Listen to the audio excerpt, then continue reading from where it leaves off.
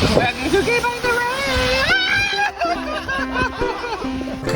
take it. I'm Italian. How do you feel after all the wine tasting?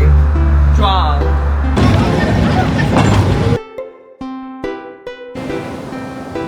I have to say, I really had an amazing experience over there thanks to our host. I wouldn't live in San Francisco. It misses what for me is key for a city, which is... I've never seen anything like this. Another big question mark for me about San Francisco is about... Would San Francisco be the city of your choice if you were free to choose where to live? It's not my city. No. No.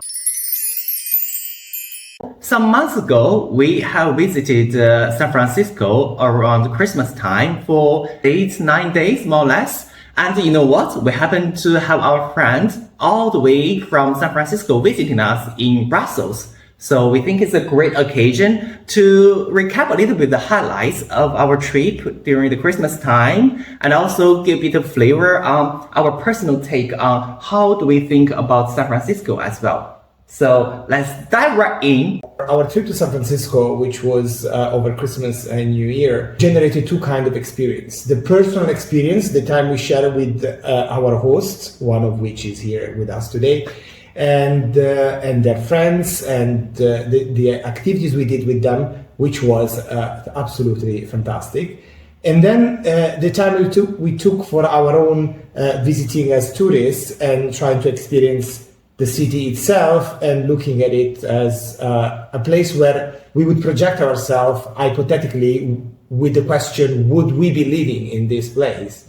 So the judgment came out a bit different. Very, very good, I would say excellent for the part we spent with our friends. A lot of questions for the part that concerns the city itself. We can show you some images, some little videos we did then, and then try to discuss and dissect San Francisco as a living experience from our point of view as tourists, but also from the point of view of our host, because he has lived in 3 different countries, in 3 different continents, China, Italy, and US. And it's very interesting to hear from him how he feels as someone who has been there for 5 years. Absolutely great. Why not? Let's start with the SAS airline. We actually took, the SAS airline to San Francisco, and we had there was a stopover in Copenhagen. In Copenhagen. And we realized that the stopover was going to take 4 or 5 hours. Indeed. And especially we realized that the airport is very close to the city center, very well connected with a metro system. Only 20 minutes, more or less. 20 minutes, never saw anything like this. Yeah. In 20 minutes, we were in the city center. We could have lunch there, walk on around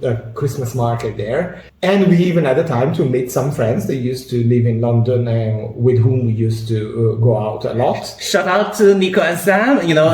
We really had so much great time in London. They happen to live quite close to Copenhagen. So we decided, okay, why not? We can meet them maybe. And in the end, we indeed managed to see them to have with a coffee chat, almost emotional in the end when we say goodbye to each other. But I remember you mentioned it was actually your first time visiting Copenhagen when we kind of stopped over there, right? That was my first time visiting Copenhagen. We had been in Denmark before, but not to the capital. I see. I know this episode is more about San Francisco, but what's your impression about Copenhagen? I think I should go back again with the good weather and try to experience it a bit more fully. The little I saw, I was not really impressed because probably I didn't see enough. Okay, I see. But then how about the whole experience stopover in Copenhagen and then we land in San Francisco? It was a good flight, I have to say. All in all, the experience was very smooth. We were afraid to catch the Christmas wave of people, but actually they had already gone probably because we left on the 23rd, if I remember. Yeah, 23rd, that's true. So they were already gone. So the airport experience both in Brussels and in Copenhagen, and upon arrival in San Francisco, where our very cheerful sent us an Uber to pick us up. So can you imagine that? We felt treated like royals, and in 20 minutes we were in front of their place. So we don't have a car. We don't have a car. Yeah, you cannot hope for better. He says they don't have a car, but they did short rental several times over our stay to take us along to see San Francisco viewpoints, but also to go all the way to Napa Valley for wine tasting. Yeah. And you will see the photo. And prepare your wallet because it's very expensive. Absolutely. So, we were quite exhausted after the long flight, even if it's a very smooth one. But when we arrived, they already prepared the dinner for us, and we feel like so guilty. And the next day, what was waiting for us? The next day, I was trying to fast in view of the Christmas dinner, and while Bing got Special treat. like a beef noodle soup, nyoro mien, Yeah. made by Junji, who is a very, very good chef. Yeah, the beef, you said you had to go through some special process to do that, right? The special marinated beef. You keep the stock. Oh, yes. Yes. So it's kind of self-learned. It's difficult to explain, so secret. So it's trademark. Yeah, If you want to family know, secret. if you want to know, check the description. Or become friends with Junji, and it will make Yeah. make you taste this special stock. Yeah, exactly. It was really lovely traveling experience, very smooth. But then, of course, it was during the Christmas time. A lot of shops have been closed. Almost after we arrived, we had to start doing this Christmas shopping. And as a matter of fact, we were part of the Christmas celebration team with the local friends. How many of us for the Christmas? You still remember? 8. Eight. That should be 8. Eight people. Anyway, so Junjie had made so much effort to cook so many dishes with even a printed menu, and the decorations on the table feels like in a very posh restaurant. Why not? Let's talk about the Mission area. Our friends, since they live in the area, at the beginning I was a bit concerned because it's not the area that I feel safe. I don't know, how do you feel about the Mission when we first arrived? No, I didn't feel unsafe. For example, after a few hours, we went to Whole Foods Market, which, as you know, is my favorite supermarket. It was super nice, and I felt like buying everything. The area looked okay. And then the following days, every morning, we tried to explore different cafes while our friends were sleeping or were busy doing something.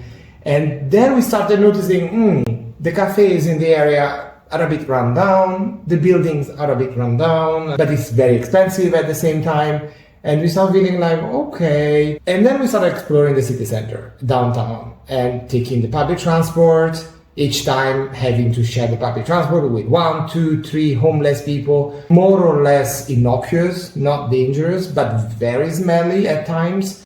And believe me, you don't want to have your belly full of food and then get exposed to that kind of smell. Because honestly, there was at one point I was almost throwing up. Really rancid, smelly cheese, very strong. Then another time there was someone smoking a joint inside the bus and something like that. Really a bit anarchic. Yeah, that's true. And then when we visit the city center, actually probably downtown was the worst part. Our offices are not repopulated. It's a problem that San Francisco has. There are homeless on the streets, a drug addict. The shopping experience is very low key. And for me, the big problem is there's no public square, public space. There's no feeling of public enjoyment and sharing of the common space. I think you already almost a little bit give yourself away whether you can imagine yourself living there. But to me personally, of course, you may have different expectations before you visit San Francisco, and then maybe when you're there, it's slightly different from what you might have thought about it. But just in terms of Mission area, even though at the beginning I feel a bit not at ease, but then there is this Dolores Street that was really, really beautiful. And with a lot of like mansions, almost now very posh apartments there as well. And of course there is beautiful Dolores Park where we happen to see the series Looking. I think a lot of stories have actually happened in Dolores Park and also Mission area. I haven't finished Looking. Yes, it's kind of nice. So little by little, I actually developed a bit of a more positive feeling about the Mission area. And you know what, ChatGPT, since it's such a hot topic recently, the headquarters is in Mission as well. And also Mark Zuckerberg. Yeah, he lives He there, lived or lives there. No, he sold the apartment. No, not apartment. Okay. He sold the building there. Okay, so not anymore. Yeah, let's kind of change your feeling about Mission. And then later when we move to stay in the hotel in the city center, indeed, it's not this kind of typical modern contemporary building feeling. It's a strange mix of everything all together. And then the food scenes, the restaurant, for example, the first meal lunch we had in the city center, just not have the elegance that you can imagine in a city center. The one we disliked the most was the one on the pier. I think Fisherman's Wharf we disliked the most. That one is the one we disliked the most. Yeah, you know, my first time visiting San Francisco, I actually visited Fisherman's Wharf, especially the Pier 39, Yeah, with, Pier the, 39. with the sea lion. And I said, oh, it's very nice. You can see all the sea lions lying down doing the sun bath. And then there was none. And then even the Fisherman's Wharf, there was no shop or stalls open, or only few open. I found it really ugly. A bit honestly, yeah. tacky, touristic spots. Whereas San Francisco had a lot of beauty to show, the views, Yeah. the water all around, the hills, the up and downs, and the architecture of the residential part is absolutely stunning. But then you have to understand, is this practical? Does it work as a living place? And you realize where the residential part is beautiful, there is no public transport, you need a car. Where there is public transport, where there are shops, where there is facilities, the buildings are not so interesting, the street doesn't look so attractive. So at the end, you are a bit, maybe Castro a little bit, Italy, Russian Hill are a bit of a good compromise in between residential and entertainment. But all in all, I found a lot of beauty, but a bit difficult to grasp this beauty. You need to be really a car addict to. And of course, absolutely forget downtown. It's not even a place where you want to go as a tourist. Besides the museum experience, which we enjoy a lot. Yeah, which one did we see? The first one, because they got us. Oh, so they're so kind. They Museum even of Modern Art. Huh? The MoMA. yeah, The MoMA, yeah. Yeah, the MoMA one is really wonderful. Yeah, we There. went twice because we went for the permanent and for the temporary exhibition. But it was not just Rivera. You liked a lot also that female painter. That's true. We will write below. It's really, really interesting discovery for us. And for me, it was very emotional to go to the Fairmont Hotel where they negotiated the United Nations Charter and to basically use my charm to get the manager to let me see the room, the famous garden room where the negotiations took place, because it was under renovation, so it was not open to public. Thanks to the French language, and the lady happened to speak French as well, so immediately feel intimate. So she showed us the room in the end. And also I really like the Russian Hill, Little Italy area. We had a dinner over there. It was really lovely ambience. What happened there? So by chance, I, using my research skills in Google Map, found the Italian restaurant. And we were entering there and find out that the owner actually speaks Italian. And then we started to chat where you're from, which area. I happen to be coming from the same city as The same Ali village, Thompson. the same small village where my mom lives, and he's got his mom there as well. Yeah, considering how far San Francisco is away from Italy, and just by chance we happen to be in the restaurant where, you know, the owner and him, they come from the same place basically, and the owner was so emotional that they gave us 2 complimentary proseccos. Another area I want to mention is about the Chinatown. I know, you know, San Francisco probably has one of the biggest, if it's not the biggest, Chinese community, oldest one. But I think you said it's kind of mostly Cantonese speaking people there, right? They are still living the old Chinese way. Yeah, yeah. People make up food. If people visit the Chinatown in San Francisco and start to think, okay, this is how the Chinese people are living in China right now. But China right now is totally different than that thing. So Yeah, that's funny because when I hang out with the Italian community in New York, connected to my family there, they keep up traditions that we don't have anymore in Italy. So they basically so left it's the same. in the 40s, in the 50s, and they kept those traditions alive, whereas Italy evolved out of those traditions. So I found like a very old Italian style there that it doesn't exist back home. So I was quite impressed. But thanks to you, we discovered the second Chinatown. in San Francisco. Indeed. Maybe less impressive, but we had very good food, street food kind of experience. especially a stinky tofu. What's the street of the second Manso Street? Clement Street. Clement Street. Yeah. And I had stinky tofu, which honestly, I never had in a restaurant before, Especially in Western countries. outside of Taiwan or China, because it's the only, they don't sell stinky tofu in Europe. Right? Yeah, I even have some, local specialties, kind of street food almost. It was so good. I was eating on the street and some strangers passing by seeing me this kind of pleasant face and asking, where did you get it? So, I was like the natural ambassador for that restaurant. I should ask for some commission. But yeah, I probably link to what you said. The major Chinatown still quite, traditional. So make me feel like it's very dated. The restaurant, the shops, even the signs, the names, I feel like, right, doesn't represent the true Chinese feeling like nowadays. So you feel like a bit stuck in the past. So I think need a bit of an upgrade. But it's always good to reconnect your roots. So on that, I feel great. Let's pick a little bit Junji's brain, because 5 years of experience living there. I wish to know how he feels about San Francisco. Does he like it? Does he not like it? How does it compare to Milan, where he lived many years, to China back home, to London, where he hang out a lot, as did we? So, do you have a few questions for him? Yeah, absolutely. Probably firstly, what do you like San Francisco the most based on your experiences so far there? Well, Hopefully there are. well, I love the weather. Well, I know many people don't consider the San Francisco is like the climate is good, but personally, I love that. I mean, the temperature is like mild. Usually, you only have several days per year to celebrate 80s, so people will hang out. But mostly, you will have a light down jacket for the morning and the evening feel. So for me, I personally love that because I'm not really into the hot weather, and that temperature for me is just like perfect. Yeah, not too hot, not too cold either. Yes. So yeah, it's great. I can testify that. So for me, the first time when I was in San Francisco was in December time as well, and I only had to wear a blazer and a t-shirt inside. Come all the way from London. In December time you have to wear basically winter jacket, and that is really great. And then in sunny days, you almost feel like a spring feeling. I resonate with what you said on that. Apart from weather, what else do you like San Francisco? Just the weather. I hope might be more. I mean, I would say diversity, because it's one of the famous thing. Like San Francisco is very proud for that. For being Open.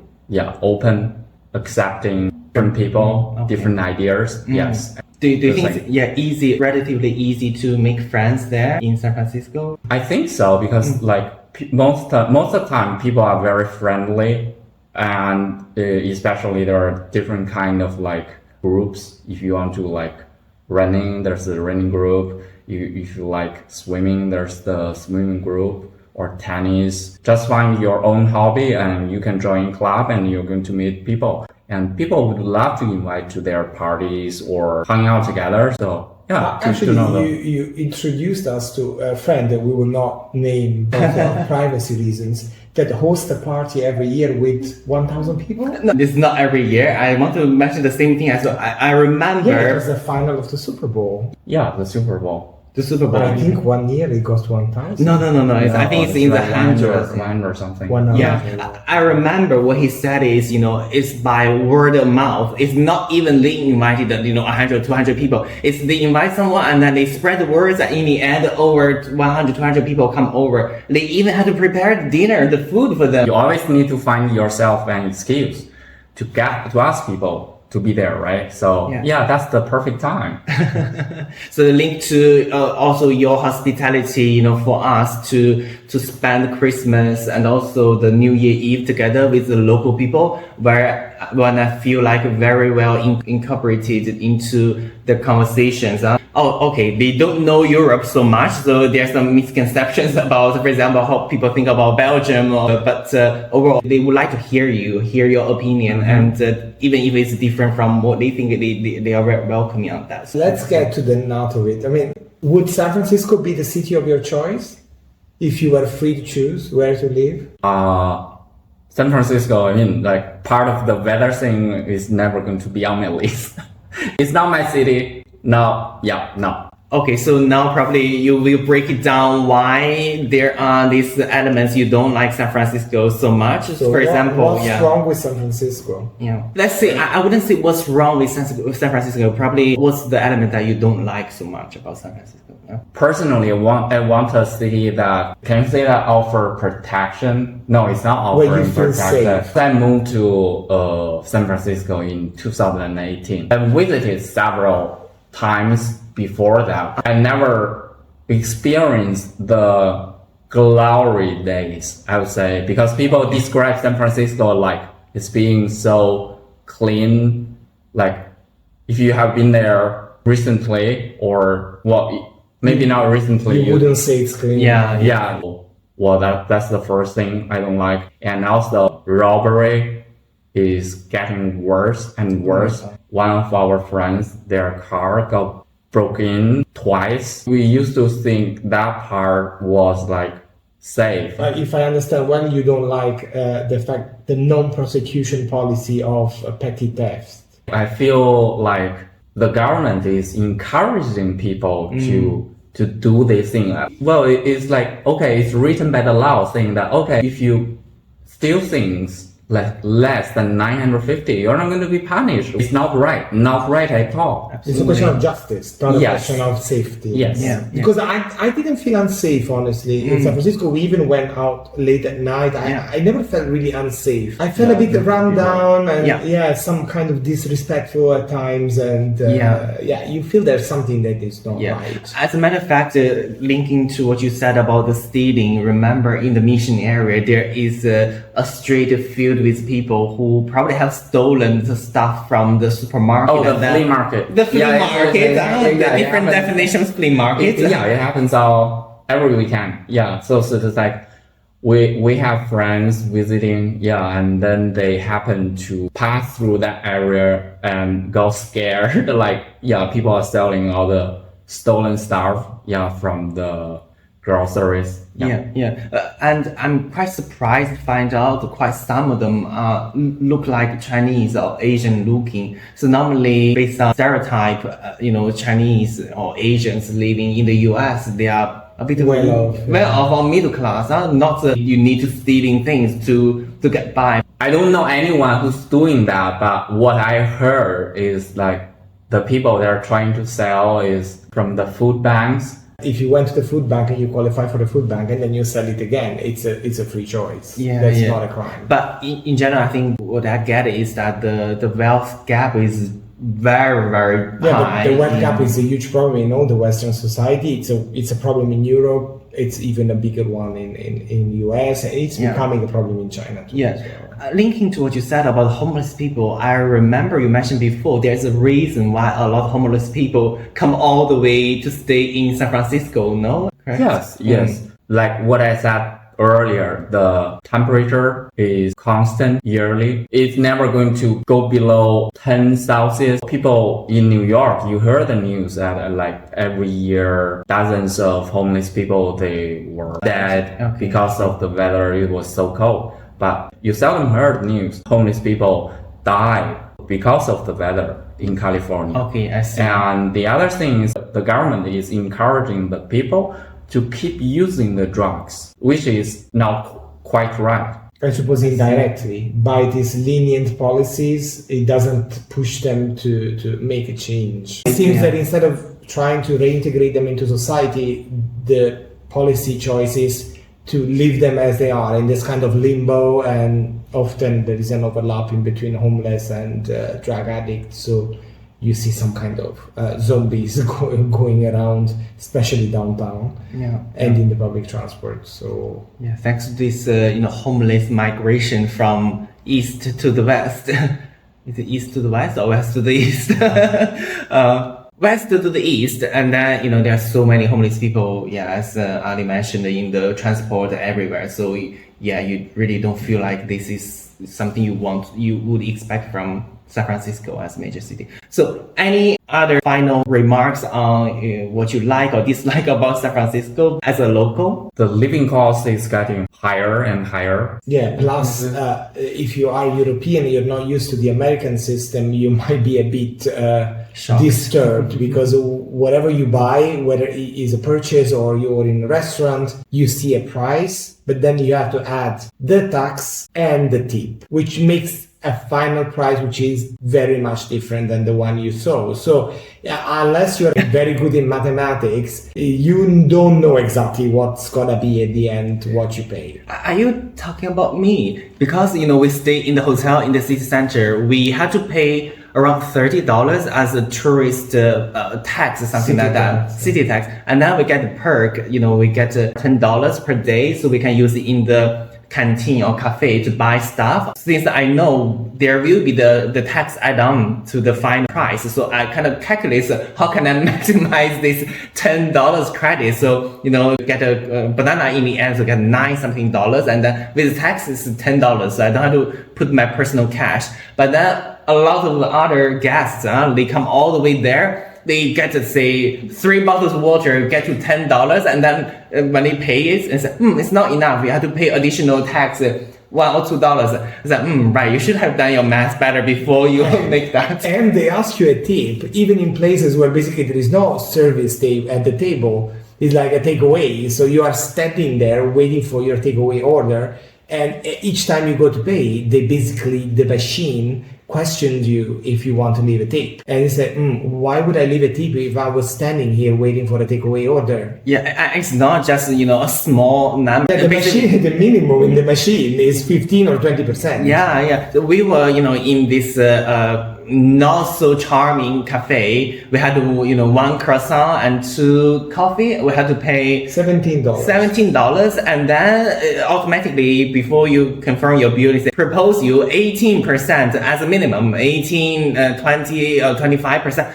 I was like, okay, you're not even serving us, it was not table, service, so how you can expect? And then I didn't really add the tips, and the lady decided not to heat up my croissant. It was an ham and cheese croissant, which is normally heated. In Europe. But it didn't. Yeah, so it's quite upsetting. And then speaking of the high price, you mentioned we did this wine tasting with day trip thanks to our friends who drove us around. How much did we pay for that? Kind of $190 for 2 persons. Considering wine tasting, normally you go to the wine yard, it should be reasonably priced. So basically each glass is like $10 for the wine itself.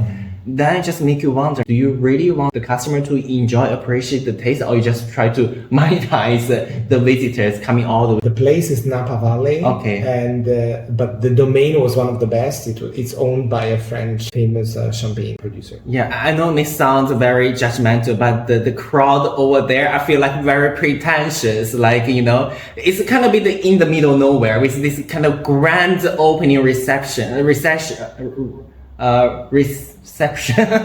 And then you can see people coming all the way there and say not really enjoying their wine or anything like that. I'm sure they are all social influencers and published somewhere to get the attention. And then on the way back, we stopped by in Berkeley, and we also went to this Japanese supermarket where I bought natto. Oh my god! Because they're still there? Yeah, they're still in the fridge. God, We haven't touched it you yet. could be prosecuted for chemical biological hazard. You really. Natto is supposed to be a very healthy food. It probably is, but you have to have the courage to eat it. I don't know why any human being want to see it. If you open the pot, it's like hell. You cannot imagine anything more disgusting than the smell of natto. We tried so hard to give it Nobody wants it. to our friends, And and no one really liked it. You should just yeah. invite a Japanese friend. We're the only ones who can eat their own fermented soybeans natto. I think we forgot to mention that during the day trip, we also visited a town looks like a European style. What's the name of it? Sausalito. Sausalito. Yeah, that's that I lovely, really. Yeah. But also those wine little towns. Yeah, very, very nice. We enjoyed those day trips, and even the Treasure Island as well, right in front of San Francisco. So basically, we can view the night scenes from the other side. I think we spoke enough. Okay, thank you for watching, and I hope you enjoyed. Don't forget to subscribe for our channel for more exciting updates.